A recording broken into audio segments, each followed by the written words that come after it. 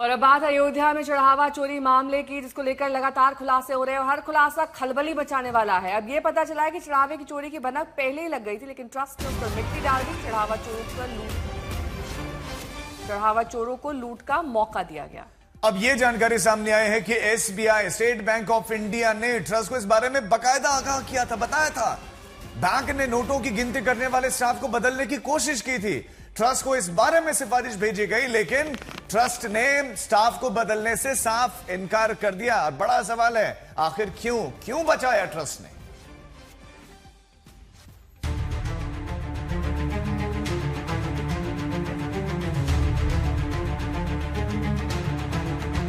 चोर चोर सौतेले भाई, जिन्होंने चुराई राम की पाई।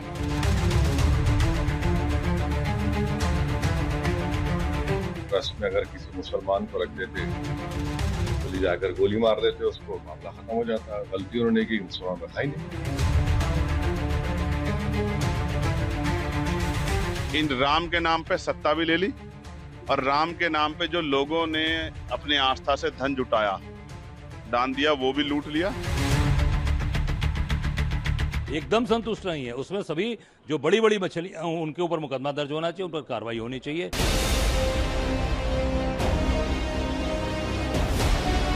सरकार की जो मंशा है, सरकार ने पहले दिन कहा कि दूध का दूध और पानी का पानी सबके सामने आएगा। राम भक्तों की अग्नि परीक्षा मत लो। राम भक्तों के साथ, उनकी आस्था के साथ खिलवाड़ करना बंद करो। ये लोगों को है कि कहीं हमारी न पोल खुल जाए, इसके लिए ये लोग चिंतित हैं। गैंग्स ऑफ चढ़ावा चोर में कितने चेहरे?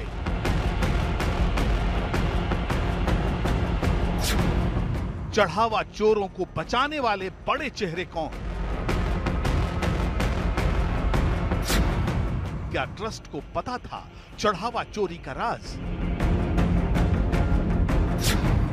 चोरों को हटाने से ट्रस्ट ने बैंक को क्यों रोका? बैंक एक्शन लेना चाहता था, अड़ंगा किसने लगाया? चढ़ावा चोरी के खेल में बैंक की क्या भूमिका? पैसे कहां से आए, कहां गए, पूरी डिटेल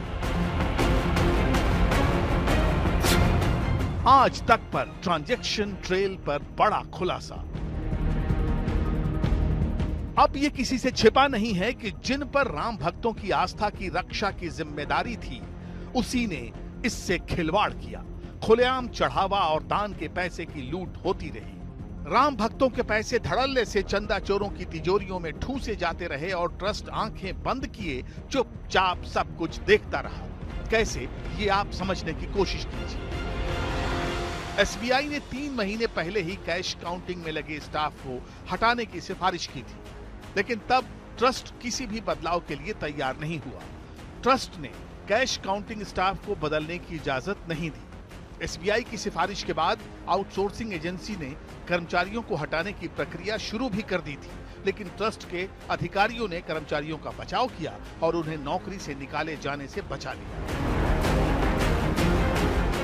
सवाल है कि ट्रस्ट के पदों पर बैठे वो लोग कौन थे जिन्होंने बैंक को शक के दायरे में आने वाले चेहरों को हटाने से रोका? चढ़ावा चोरों के वो सरपरस्त कौन थे? आपको बता दें, ऐसा आरोप विपक्ष पहले ही लगाता रहा है। तो क्या चढ़ावा चोरों को संरक्षण देने के ये आरोप सही थे?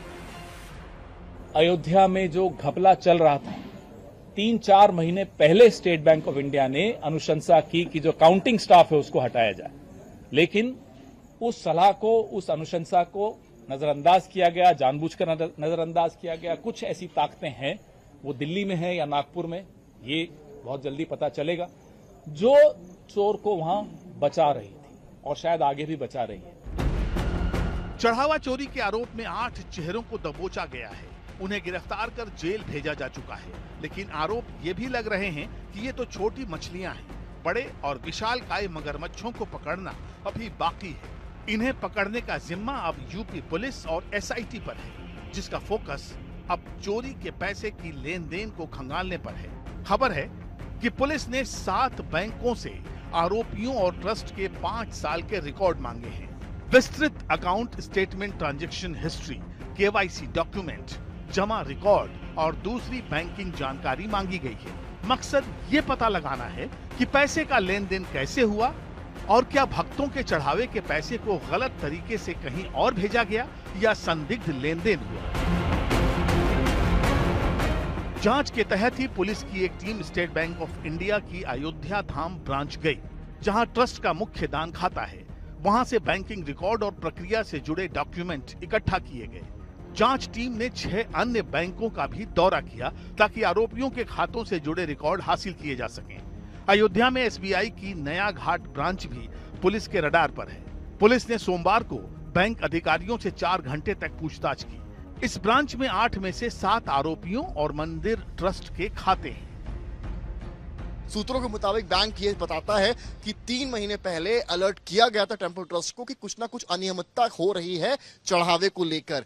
उन्होंने ये भी एडवाइस किया था कि जो एम्प्लॉयज हैं, जो इसमें इन्वॉल्व हैं, उनको उनका बदलाव किया जाए। लेकिन उस वक्त ट्रस्ट ने बैंक की नहीं सुनी और उस बात को पूरी तरीके से इग्नोर किया गया। हालांकि पुलिस ने यह भी पूछा कि आपने फिर आगे बात क्यों नहीं बढ़ाई, तो बैंक सूत्रों ने बताया है कि जवाब में ये कहा गया है कि टेम्पल ट्रस्ट की तरफ से प्रेशराइज भी किया गया कि आपको बहुत कुछ इसके बारे में बात नहीं करनी है।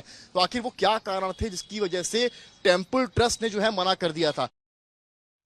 हमारे संवाददाता कुमार अभिषेक इस खबर पर हमारे साथ जुड़ गए। कुमार अभिषेक, थोड़ा सा बैंक को और क्लैरिटी देनी चाहिए कि 3 महीने पहले ट्रस्ट के किस सदस्य को उन्होंने जानकारी दी और किस सदस्य ने इसको नजरअंदाज किया है, या ट्रस्ट के सभी लोगों को पता था और एसबीआई ने उनको जानकारी दी और सबने आंखें मूंदी रखी?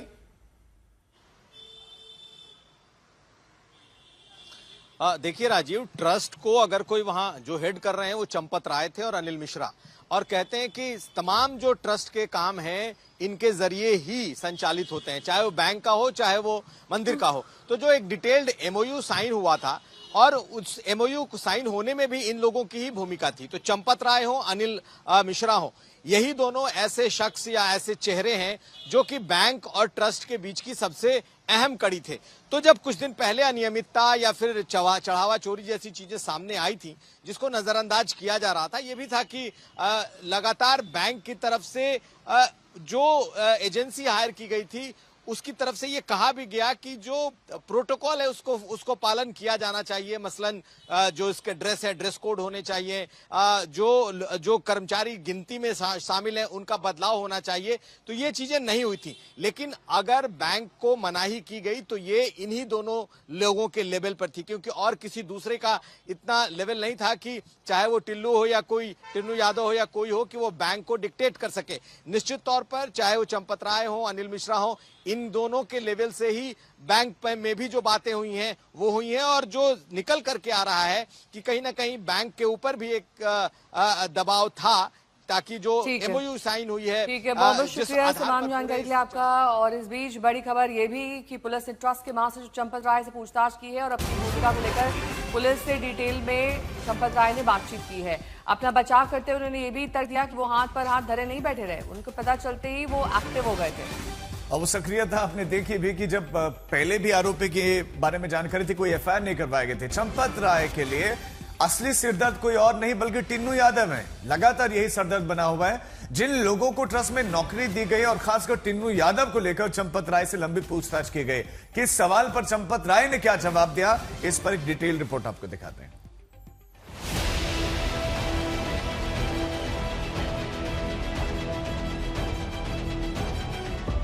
चंपत राय आंदोलन से लेकर राम मंदिर के निर्माण तक एक ऐसी शख्सियत जो केंद्र में रही, वो अब सवालों के घेरे में है। जिन पर आरोपों का शिकंजा हर दिन कसता जा रहा है, जिनके इस्तीफे को लेकर आवाज लगातार बुलंद हो रही है, उसी चंपत राय को हालात ने ऐसे मोड़ पर ला खड़ा किया है कि उन्हें पुलिस की पूछताछ का सामना करना पड़ा।